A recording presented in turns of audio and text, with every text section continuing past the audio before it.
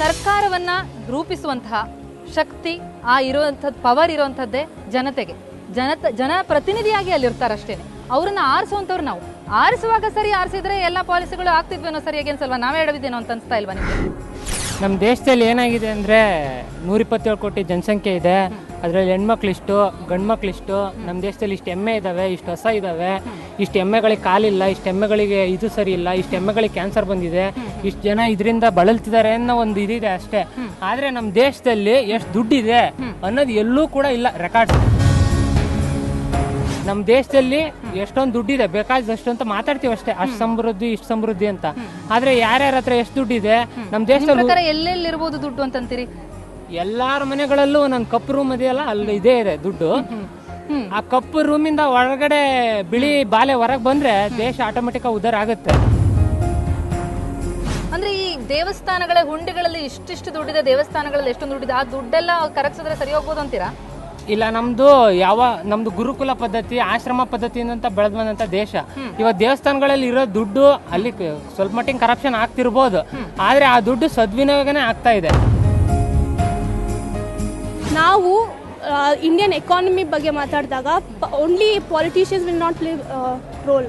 ಅಂದರೆ ಅವ್ರೊಬ್ಬರೇ ಅದು ಆಗಲ್ಲ. ನಾವು ಅರ್ಧ ಭಾಗ ನಮ್ಮದು ಇದೆ. ಓಕೆ, ನಾವು ಸರಿಯಾಗಿದ್ದರೆ, ನಾವು ನಮ್ಮ ಪ್ರಯೋಜನಗಳು ಉಪಯೋಗವನ್ನು ಕಡಿಮೆ ಮಾಡಿಕೊಂಡ್ರೆ ರಾಜಕಾರಣಿಗಳು ಅವ್ರದ್ದು ಇದು ಕಡಿಮೆ ಆಗುತ್ತೆ. ಎಕಾನಮಿ ಅವ್ರ ಮೈಂಡ್ಸೆಟ್ಟಲ್ಲಿ ಆಲೋಚಿಸ್ತಾರೆ. ನಮ್ಮ ಮೈಂಡ್ಸೆಟ್ ಬದಲಾದ್ರೆ ನಮ್ಮಿಂದನೇ ಆರಿಸಿ ಹೋದಂಥ ರಾಜಕಾರಣಿಗಳ ಮೈಂಡ್ಸೆಟ್ ಕೂಡ ಬದಲಾಗುತ್ತೆ ಅಂತ ಹೇಳ್ತಾರೆ. ಒಪ್ತೀರಾ? ಅವ್ರು ಹೇಳೋದು ಒಂಥರದ್ರಲ್ಲಿ ಕರೆಕ್ಟು. ನಮ್ಮ ಮೈಂಡ್ಸೆಟ್ ಚೇಂಜ್ ಆಗಬೇಕು, ಸರಿಯಾದವ್ರಿಗೆ ವೋಟ್ ಮಾಡಬೇಕು, ನಿಜ. But at the same time ಇವಾಗ ರೂರಲ್ ಪಾಪ್ಯುಲೇಷನ್ ಆ ಕಡೆ ಎಲ್ಲ ಜಾಸ್ತಿ ವೋಟು ಯಾರು ಬ್ರೈಬ್ ಹೆಂಗೆ ಕೊಡ್ತಾರೋ ಅದ್ರ ಮೇಲೆ ವೋಟ್ ಬೀಳುತ್ತೆ. ಗವರ್ಮೆಂಟ್ ಫಸ್ಟ್ ಪಾಲಿಸಿ ಚೇಂಜ್ ಮಾಡಬೇಕು. ಅವ್ರನ್ನ ನಾವೇ ಆರಿಸಿರೋದು ನಮ್ಮ ತಪ್ಪೇ ಇರ್ಬೋದು, ಬಟ್ ಅಲ್ಲಿಂದ ಶುರು ಆಗಿ ನೆಕ್ಸ್ಟ್ ಬರೋ ಗವರ್ಮೆಂಟ್ನ ನಾವು ಕರೆಕ್ಟಾಗಿ ಆರಿಸಿದ್ರೆ ಎಲ್ಲ ಸರಿ ಹೋಗ್ಬೋದು. ಭವಿಷ್ಯದಲ್ಲಾದರೂ ಸರಿಯಾದವರನ್ನ ಆರಿಸುವಂತಹ ಆಲೋಚನೆ ಇರಬೇಕು. ಯಾಕಂದ್ರೆ ನಮ್ಮಲ್ಲೇ ಎಲ್ಲೋ ತಪ್ಪಾಗ್ತದೆ ಅಂತ ಅನ್ಸುತ್ತೆ.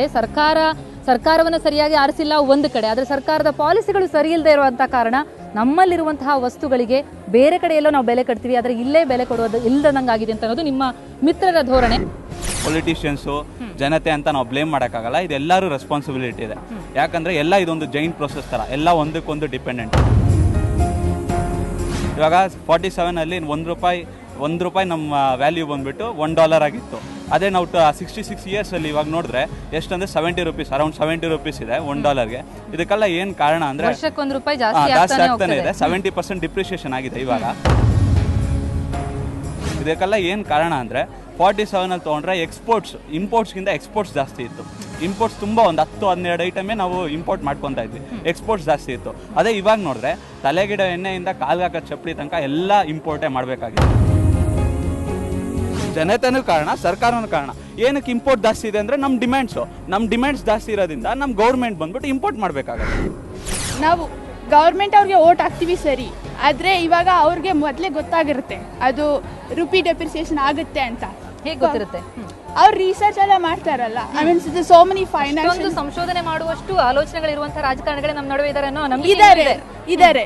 ಆದ್ರೆ ನಾವು ಪಬ್ಲಿಕ್ ಜನರು ಹೇಳ್ದಾದ್ಮೇಲೂ ನಾವು ಹೇಳ್ತೀವಿ ರುಪಿ ಡಿಪ್ರಿಸಿಯೇಷನ್ ಆಗುತ್ತೆ ಆದ್ರೆ ಅವ್ರು ಯಾವಾಗ್ಲೂ ಡಿನೈಲೇ ಇರ್ತಾರೆ.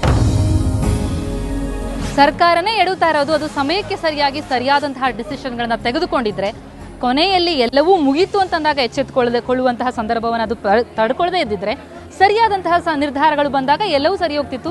ಈಗ ಜನತೆ ಮೇಲೆ ಗೂಬೆ ಹೊರಿಸೋದು ಎಷ್ಟು ಸರಿ ಅಂತ ಕೇಳ್ತಾರೆ ನಿಮ್ಮ ಮಿತ್ರರು. ಎಲ್ಲದನ್ನು ಸರ್ಕಾರದ ಮೇಲೆ ಹೊಣೆ ಹೊರಿಸೋಕ್ಕಾಗಲ್ಲ. ನಮಗೆ ಗೊತ್ತಿರೋ ಹಾಗೆ we the people by the people. ಸರ್ಕಾರನೇ ನಮ್ಮಿಂದ ಆಗಿರುವಾಗ ನಾವೇ ಬದಲಾವಣೆ ತಂದ್ಕೋಬೇಕು. ಫಸ್ಟ್ ನಮ್ಮ ಮನೇಲಿ ನಮ್ಮಿಂದ ಬದಲಾವಣೆ ಆದರೆ ನಮ್ಮನ್ನು ನೋಡಿ ಬೇರೆಯವ್ರು ಕಲಿತಾರೆ. ಸರ್ಕಾರ ಸರಿಯಾದಂತಹ ಶಿಕ್ಷಣ ವ್ಯವಸ್ಥೆಯನ್ನ, ಎಜುಕೇಶನ್ ವ್ಯವಸ್ಥೆಯನ್ನ, ಜೊತೆಗೆ ಉದ್ಯೋಗ ಅವಕಾಶಗಳನ್ನು ಸೃಷ್ಟಿಸಿದ್ರೆ ಯಾಕೆ ಹೋಗ್ತಾರೋ ವಿದೇಶಕ್ಕೆ, ಇಲ್ಲೇ ಎಲ್ಲದನ್ನೂ ಮಾಡ್ಬೋದು ಅಂತ ಹೇಳ್ತಾರೆ. ಸೊ ಒಪ್ತೀರಾ ನೀವು? ಇವತ್ತಿನ ದಿನ ಅಂತಲ್ಲ, ಮುಂಚಿಂದನೂ ಬಂದಿದೆ. ನಮ್ಮ Indian economy majorly it's blame game. ಅಂದರೆ ಒಬ್ರ ಮೇಲೆ ಒಬ್ರು ಹಾಕೋದು. ಇವಾಗ ಅವರೆಲ್ಲ ಕೂತ್ಕೊಂಡಿದ್ದಾರೆ. ಅವರು ಏನಂತ ಇದ್ದಾರೆ, ಸರ್ಕಾರ ಹೊಣೆ, ನಾವು ಯಾವತ್ತು ಕೈಗೆ ತೊಗೊಳೋದು. For example, very few people, ಅಂದರೆ ತುಂಬ ಕಮ್ಮಿ ಜನ ಕೈಗೆ ತೊಗೊಂಡು ಮಾಡಿದ್ದಾರೆ. ನಾರಾಯಣ ಮೂರ್ತಿ ಅವರು ಎಲ್ಲಿ ನಿಂತಿದ್ದಾರೆ ಇವತ್ತು? ಎಲ್ಲರೂ ಬೋಸ್ ಸ್ಪೀಕರ್ಸ್ ಕೇಳಿದ್ದೀರಾ? Bose it's by an Indian entrepreneur.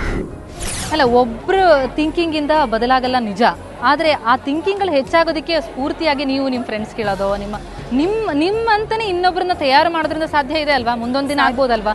ಯಾಕೆ ನಾವು ಕೈ ತೊಳ್ಕೊಂಡ್ಬಿಡ್ಬೇಕು, ಆಗದೇ ಇಲ್ಲ, ನಾನು ಮಾಡಿನೂ ಏನು ಸಾಧ್ಯ ಇಲ್ವಲ್ಲ ಅಂತಾನೋ ನೆಗೆಟಿವ್ ಥಿಂಕಿಂಗ್ ಯಾಕೆ ಅಂತ? ನೆಗೆಟಿವ್ ಥಿಂಕಿಂಗ್ ಅಂತಲ್ಲ, ನಾವು ಏನೇ ಮಾಡಕ್ ಹೋದ್ರೂ ಅದು ಒಂದು ಮಟ್ಟಕ್ಕೆ ರೀಚ್ ಆಗುತ್ತೆ, ಅದಕ್ಕಿಂತ ಮುಂದೆ ಹೋಗಲ್ಲ. ಓಕೆ, ಸೊ ಇದು ವಾಗ್ಯುದ್ಧ ಮುಗಿಯೋ ಹಾಗಂತೂ ಕಾಣಿಸ್ತಿಲ್ಲ. ಯಾಕಂದ್ರೆ ಇದು ಧೋರಣೆಗಳು, ಅವರ ಯೋಚನೆಗಳು ಬದಲಾಗ್ತಾನೆ ಇರುತ್ತೆ. ಆದ್ರೆ ಈ ಒಂದು ವಾಗ್ಯುದ್ಧದಲ್ಲಿ ಒಂದು ಸ್ವಲ್ಪ ಬದಲಾವಣೆ ತರೋಣ. ಅಂದ್ರೆ ನಮ್ಮ ನಡುವೆ ಒಬ್ಬ ಇಂಟ್ರೆಸ್ಟಿಂಗ್ ಆದಂತಹ ವ್ಯಕ್ತಿ ಜಾಯ್ನ್ ಆಗ್ತಾ ಇದ್ದಾರೆ. ಅವರೇ ಸರ್ಪ್ರೈಸ್ ಸೆಲೆಬ್ರಿಟಿ. ಯಾಕೆ ಬೇಕು ಆ ಫಾರಿನ್ ಪ್ರಾಡಕ್ಟು, ಆ ಫಾರಿನ್ ಇದು, ಆ ಫಾರಿನ್ ಎಲ್ಲ, ಆ ಗಾಗಲ್ಲು, ಆ ವಾಚು, ನಾನು ಬರ್ಕೊಡ್ತೀನಿ, ಆ ಪ್ಯಾಂಟ್ ಕೂಡ ಫಾರಿನ್ ಪ್ರಾಡಕ್ಟೇ.